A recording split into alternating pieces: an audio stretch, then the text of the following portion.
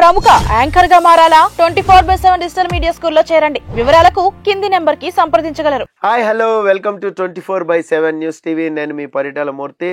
So Border Gavaskar trophy అనేది start కాబోతుంది. World test champion ట్రోఫీకి మనం అర్హత సంపాదించాలి అంటే ఖచ్చితంగా ఈ ట్రోఫీని మనం గెలవాల్సిందే. అందులోనూ సిరీస్ కైవసం చేసుకోవడమే కాదు, లీడ్ కూడా తీసుకోవాలి. కనీసం మనం ఈ ట్రోఫీలో 3 టెస్ట్ మ్యాచ్లైనా గెలవాల్సి ఉంటుంది. మరి ఈ ట్రోఫీకి సంబంధించి, ఈ టోర్నమెంట్కి సంబంధించి మన ఫేవరెట్ ఏంటి? చాలాసార్లు రైవల్లీ మ్యాచ్లు జరిగినాయి, చాలా మిరాకల్స్ కూడా జరిగినాయి.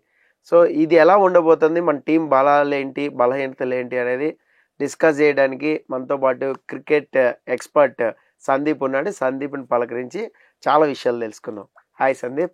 రకరకాల పేర్లు ఇస్తున్నారు, ఎక్స్పర్ట్ అంటున్నారు, అనలిస్ట్ అంటున్నారు, ఎందుకు లేండి అవన్నీ చెప్పండి. అని క్రికెట్ నాలెడ్జ్ ఉన్న వాళ్ళందరినీ అనలిస్ట్ అని అంటారు కదా. ఇప్పుడు బోర్డర్ గవాస్కర్ ట్రోఫీ స్టార్ట్ కాబోతుంది. మనం ప్రీవియస్గా అసలు నీ ఫేవరెట్ ఏంటి ఈ ట్రోఫీలో? సార్ అన్నీ చాలా అద్భుతమైన టెస్ట్ మ్యాచ్లు జరిగాయి సార్. అంటే సచిన్ తెండూల్కర్ చెన్నై 155 కానివ్వండి, అప్పుడు నేను పుట్టలేదు, మీరు పుట్టుంటారేమో, 81లో కపిల్ దేవ్ వెళ్ళి అక్కడ 5 వికెట్ హాల్ తీయడం కానివ్వండి. నేను కూడా పుట్టలేదు.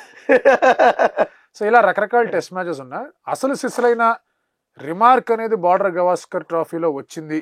అసలు సిసలైన ఆ స్టెప్ ఏంటి, లేదా టర్నింగ్ పాయింట్ ఏంటి, ఆ మలుపు ఏంటి అంటే కనుక అది Eden Gardens test match. VVS Laxman 281 follow on నుంచి కొట్టి, రాహుల్ ద్రవిడ్ 180 కొట్టి, హర్భజన్ సింగ్ వికెట్లు తీసి హ్యాట్రిక్ కూడా తీశాడు. ఫస్ట్ ఇన్నింగ్స్లో, సెకండ్ ఇన్నింగ్స్లో 6 వికెట్లు తీశాడు. తెండూల్కర్ 3 వికెట్లు తీశాడు. వెంకటపతి రాజు 1 వికెట్ తీశాడు, మార్క్వాద్. ఆ టెస్ట్ మ్యాచ్ అనేది ఇప్పుడున్న ఈ మోడర్న్ బార్డర్ గవాస్కర్ ట్రోఫీకి, లేదా అసలు బార్డర్ గవాస్కర్ ట్రోఫీకి ఇంత ప్రెషర్ కానీ, ఇంత ప్రతిష్ట కానీ రావడానికి ముఖ్య కారణం ఇస్ దట్ మ్యాచ్. అది నా దృష్టిలో ఎన్ని మ్యాచ్లు వచ్చినా, తర్వాత ఎన్ని గెలిచినా, ఇప్పుడు గాబా గెలిచుండొచ్చు, మెల్బర్న్ గెలిచుండొచ్చు, అంతకుముందు ఇంకేవో గెలిచుండొచ్చు, కానీ ఈ మ్యాచ్ అనేది స్టాండ్స్ అవుట్. అవును, లక్ష్మణ్ 281. దానికి మ్యాచ్ అంతా కూడా చాలా రిస్ట్ ప్లే లోనే బౌండరీస్ అన్ని ఆన్ సైడ్ ఏ విధంగా ఆడాడు షేన్ వార్ని, బ్రహ్మాండం కొట్టాడు. సో ఆ test match Laxman test match అని పేరు పెట్టాలి. అవును. ఇమ్మీడియట్ గా 2 ఏళ్ల తర్వాత రాహుల్ ద్రవిడ్ టెస్ట్ మ్యాచ్ జరిగింది. అడిలేడ్కి వెళ్ళాడు, వాళ్ళు 556 కొట్టారు. వాళ్ళు మనల్ని 80కి 4 వికెట్లు పడ్డాయి. రాహుల్ ద్రవిడ్ 233 అంత కొట్టాడు. వివిఎస్ లక్ష్మణ్ కూడా 150 పాయింట్ స్కోర్ కొట్టాడు. వాళ్ళిద్దరు కలిసి 303 partnership. VVS Laxman and Rahul Dravid 5th వికెట్కి 303 రన్స్ పార్ట్నర్షిప్. అది తర్వాత పార్థివ్ పటేల్తో, తర్వాత అనిల్ కుంబ్లేతో కలిసి ఇంకో 100 యాడ్ చేశాడు రాహుల్ ద్రవిడ్. ఓవరాల్గా ఆ టెస్ట్ మ్యాచ్ రాహుల్ ద్రవిడ్ 233 పరుగులు కొట్టడమే కాదు, కేవలం 33 రన్స్ లీడ్ మాత్రమే ఆస్ట్రేలియా కన్సీడ్ చేశారు. సెకండ్ ఇన్నింగ్స్లో మళ్ళీ రాహుల్ ద్రవిడ్ వచ్చి 72 నాట్అవుట్. అక్కడ తెండూల్కర్ 37 కొట్టాడు, లక్ష్మణ్ 32 కొట్టాడు. కాంట్రిబ్యూషన్స్ వచ్చాయి 220 దాకా కొట్టాలి. అప్పుడు 220 on 5th డే అడిలేడ్ ఆ బౌలింగ్ అగేన్స్ట్ గా stuff. But Rahul Dravid ensure that V one that match. అది రాహుల్ ద్రవిడ్ టెస్ట్ మ్యాచ్, ఇది లక్ష్మణ్ టెస్ట్ మ్యాచ్. ఈ 2 టెస్ట్ మ్యాచ్లు స్టాండ్ అవుట్ బార్డర్ గవాస్కర్ ట్రోఫీలో. తర్వాత ఎన్నెన్నో వచ్చుండొచ్చు. తర్వాత మనం మెల్బర్న్లో పుజారా, విరాట్ కోహ్లీ వాళ్ళందరూ కలిసి గెలిపించుండొచ్చు. గాబాలో శార్దుల్ ఠాకూర్, వాషింగ్టన్ సుందర్, రిషబ్ పంత్ గెలిపించుండొచ్చు. అజింక్య రహానే గెలిపించుండొచ్చు. కానీ దీస్ 2 స్టాండ్ అవుట్. ఇప్పుడు ఇంకొక టెస్ట్ మ్యాచ్ ఉంది. ఈ టెస్ట్ మ్యాచ్ గురించి ప్రాబ్లీ ఇషాంత్ శర్మ స్పెల్ పరంగా అందరికీ గుర్తుంటుంది. 2008 పర్త్ టెస్ట్ మ్యాచ్. ఆ ముందు టెస్ట్ మ్యాచ్ లో దారుణమైన ఎంపైరింగ్ డెసిషన్స్ జరిగాయి. రకరకాల చీటింగ్లు చేశారు ఆస్ట్రేలియా వాళ్ళు. ఇండియా ఆ మ్యాచ్ గెలిచి ఉండాల్సింది, లేదా అట్లీస్ట్ ఆ మ్యాచ్ డ్రా అయి ఉండాల్సింది. Rahul Dravid was not out, Ganguly was not out, out ఇచ్చారు. సైమన్స్ 2 సార్లు అవుట్ అయితే నాట్అవుట్ ఇచ్చారు. స్టంప్ అవుట్కి థర్డ్ ఎంపైర్ దగ్గరికి వెళ్ళినా నాట్అవుట్ ఇచ్చాడు, అతను సెంచరీ కొట్టాడు. Sachin Tendulkar played well, Laxman played well, అందరూ బాగా ఆడారు. కానీ ఆ టెస్ట్ మ్యాచ్ ఓడిపోయారు. ఆ తర్వాత చాలా అప్రోర్ వచ్చింది. ఆస్ట్రేలియాలు కావాలని చేస్తున్నారు, అంపైరింగ్ బాగాలేదు, ఇండియా వాళ్ళని వచ్చేయమని చెప్పండి, అవమానిస్తున్నారు, అది ఇది అని. ఆస్ట్రేలియాలో ఏం చేశారు, Perth test match. Shaun Tait లాంటి బౌలర్ వస్తాడు, 160 km/h బౌలింగ్ చేస్తాడు, డాన్స్ వేస్తారు మీరు అందరని చెప్పి స్టేట్మెంట్లు ఇచ్చారు. ఆ టెస్ట్ మ్యాచ్ ఇండియా గెలిచింది ఇషాంత్ వల్ల. ఇషాంత్ ఆఫ్ కోర్స్ లక్ష్మణ్ అద్భుతమైన కాంట్రిబ్యూషన్ ఇచ్చాడు. థర్డ్ ఇన్నింగ్స్లో ఇండియా బ్యాటింగ్ చేస్తున్నప్పుడు లక్ష్మణ్ ఫినామినల్. ఆ ఇన్నింగ్స్లో అందరి దగ్గర నుంచి కాంట్రిబ్యూషన్స్ వచ్చాయి. ఆర్పీ సింగ్ అద్భుతమైన డెలివరీ చేశాడు. మన ఇర్ఫాన్ పఠాన్ బాగా ఆడి గెలిపించిన సందర్భాలు కూడా ఉన్నాయి. సో దట్ ఈస్ ఈ 3 test matches are fantastic test matches నా దృష్టిలో.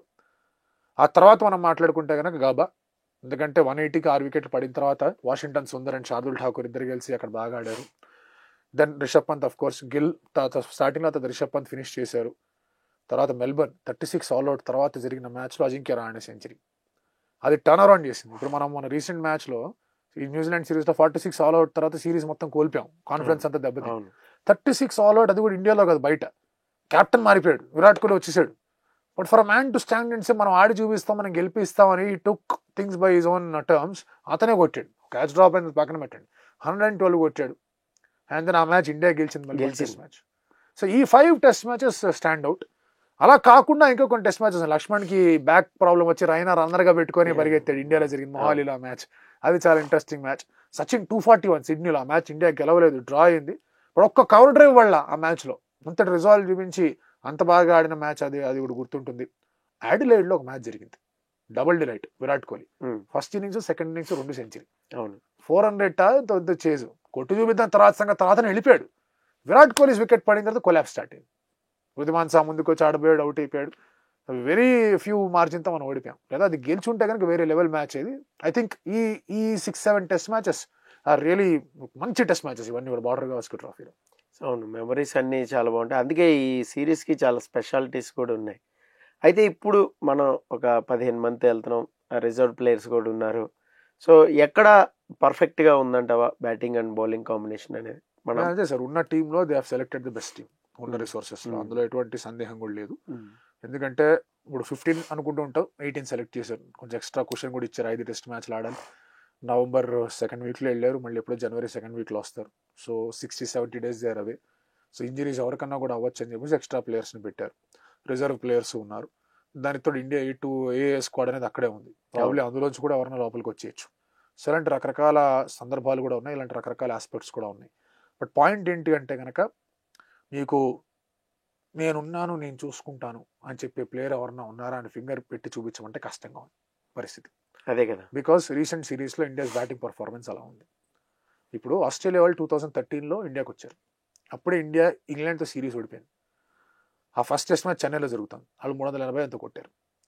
తెండూల్కర్ వికెట్ పడింది 81కి, ధోని వచ్చాడు క్రీస్ మీదకి, విరాట్ కోహ్లీ సెంచరీ కొట్టాడు, విరాట్ కూడా అవుట్ అయిపోయాడు. But still you needed to stretch the lead. Dhoni 224 కొట్టాడు ఆ ఇన్నింగ్స్లో. అది చాలా చాలా ఇంపార్టెంట్ ఇన్నింగ్స్. ఇండియాస్ డామినేషన్ ఏదైతే స్టార్ట్ అయిందో, వరుస పెట్టి 12 ఏళ్ళు ఒక టెస్ట్ సిరీస్ కూడా ఓడిపోకుండా, అది 224 నుంచే స్టార్ట్ అయింది. అలాంటి ధీమా ఇచ్చే బ్యాటర్ ఇప్పుడు ఎవరు కనిపించట్లా. ఓన్లీ హోప్ ఏంటి అంటే కనుక, విరాట్కి ఆస్ట్రేలియా వికెట్ అనేది బాగా కలిసి వచ్చింది. If he can score some good runs, మిగతా వాళ్ళందరూ యాడ్ అయ్యారంటే బాగుంటుంది అని. But main step of the batting, జైస్వాల్కి first over, literally first over, అతను ఎంతవరకు ఇక్కడ ఆడినట్టు ఆడతాడు అనేది మనం చెప్పడానికి కష్టం. Rishabh Pant is middle order batter. Rishabh Pant ఎంతవరకు కంట్రోల్ తీసుకోగలడు, మిగతా వాళ్ళు ఎంతమంది సపోర్ట్ చేస్తున్నారు అనేది చూసుకోదగ్గ అంశం.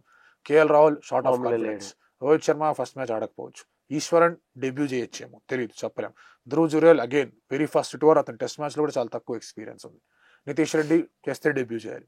సర్ఫరాజ్ ఖాన్ ఫస్ట్ మ్యాచ్ ఆడతాడు ఆస్ట్రేలియాతో. సో మీకు బ్యాటింగ్లో ఎక్కడ కూడా మీకు ఆ ఫీలింగ్ అనేది రావట్లేదు. అఫ్ కోర్స్ గిల్ ఉన్నాడు, బట్ ఏదో ఫింగర్ ఇంజరీ అంటున్నారు ఫస్ట్ టెస్ట్ మ్యాచ్ ఉండడా అంటున్నారు. మరి అంటే ఫింగర్ ఇంజరీ అయింది వాళ్ళ, మరి చూడాలి ఎంతవరకు రికవర్ అవుతాడు. గిల్ లేకపోతే ఇప్పుడు ఓపెనర్ కింద ఎలా? నువ్వు KL Rahul and Jaiswal open చేయడమో, లేదా ఈశ్వరన్ జైస్వాల్ ఓపెన్ చేయడమో, కేఎల్ రాహుల్ 1 డౌన్ ఆడడం, ఇట్లాంటివన్నీ చేయాలి. అంటే రోహిత్ శర్మ కూడా ఫస్ట్ టెస్ట్ ఉన్నాడు. రోహిత్ శర్మ ముందే చెప్పాడు ఫస్ట్ టెస్ట్ ఉండను, కొడుకు పుట్టాడు, సో ఉండడు. ఇప్పుడు వెళ్ళినా కూడా మరీ టచ్ అండ్ గోగా ఉంటుంది. దానికన్నా సెకండ్ టెస్ట్కి వెళ్ళడం బెటర్ అనేది నా ఫీలింగ్.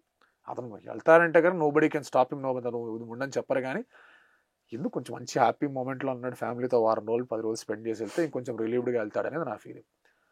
నాకేమనిపిస్తుంది అంటే, ఇండియా ఏ టూర్లోంచి ఒక బ్యాటర్ని ఏమైనా తీసుకొచ్చి పెట్టుకుంటారా, సాయి సుదర్శన్ లాంటి వాళ్ళు, రుతురాజ్ గైక్వాడ్ లాంటి వాళ్ళు తెచ్చి పెట్టుకుంటారా స్క్వాడ్తో యాడ్ చేసి. పర్ఫెక్ట్ సెట్ అవుతాడేమో. ఏ టూర్లో సరిగా ఆడలేదు, ఏ టూర్లో జరిగిన 4 ఇన్నింగ్స్లోనూ సరిగా ఆడలేకపోయాడు. బట్ ఇప్పుడు జరిగిన సిమ్యులేషన్ మ్యాచ్లో మాత్రం బాగానే ఆడాడు. సో ప్రాబ్లీ ఒకవేళ గిల్కి ఇంజరీ అయిందంటే కనుక లాస్ట్ మూమెంట్ ఇంక్లూజన్ ఏమైనా ఉంటే తెలియదు, మేబీ నెవర్ నో, ఎందుకంటే ఈశ్వరన్ ఆల్రెడీ స్క్వాడ్లో ఉన్నాడు. సో మీకు బ్యాటింగ్ పరంగా కూడా నమ్మకాలు అనేవి కలగట్ల. పైగా మీరు మెల్బర్న్తోనో సిడ్నీతోనో స్టార్ట్ చేశారంటే which are better wickets to bat. అవి కొంచెం బెటర్ వికెట్స్ ఉంటే బ్యాటింగ్ చేయడానికి ఆడేయచ్చు, కొంచెం బ్యాటింగ్ ఫ్రెండ్లీ. అడిలేడ్ కూడా ఓకే, బట్ పింక్ బాల్ అంటే పక్కన పెట్టండి. ఈ 2 వికెట్లతో స్టార్ట్ చేస్తే it's different story. There starting at Perth Optus stadium అనేది కొంచెం బౌన్స్ ఎక్కువ ఉంటుంది, పేస్ ఎక్కువ వస్తుంది. వాకా, అప్పుడు ఓల్డ్ క్రికెట్ స్టేడియం పేరు Vaka, western association of cricket Australia. అది కాకుండా ఆప్టస్ అని చెప్పేసి ఇంకో స్టేడియం పెట్టారు. ఆప్టస్లో విరాట్ కోహ్లీకి 2018లో సెంచరీ ఉంది. ఆ తర్వాత మళ్ళీ ఇండియా టెస్ట్ మ్యాచ్ ఆడలేదు అక్కడ, ఆల్దా టెస్ట్ మ్యాచ్ ఓడిపోయిన ఇండియా. సో అక్కడ ఎట్లా ఉంటుంది బౌన్స్, పేస్కి, వాటన్నిటికీ అలవాటు పడాలి. రిలేటివ్లీ ఫ్రెష్ స్క్వాడ్ స్టార్ట్ అయ్యి మీరు పర్త్లో చేస్తారంటే చాలా గట్టి ప్రెషర్ ఉంటుంది. అండ్ టాస్ కనుక మన వాళ్ళు ఓడిపోయి లేదా టాస్ గెలిచి మన వాళ్ళు బ్యాటింగ్ ఎంచుకున్నా అదొక సమస్య. సో దగ్గర రకరకాల కాల్స్ ఉన్నాయి. సో స్టార్టింగ్ కొంచెం ట్రబుల్ అనేది ఎప్పుడు కూడా ఉంటూనే ఉంది. ఇండియాకి అవుట్ సైడ్ టూర్కి వెళ్ళినప్పుడు స్టార్టింగ్ కొంచెం ట్రబుల్స్ అనేవి కనిపిస్తూ వచ్చాయి. సో ఇక్కడ ఎలా ఉంటుందో చూడాలి.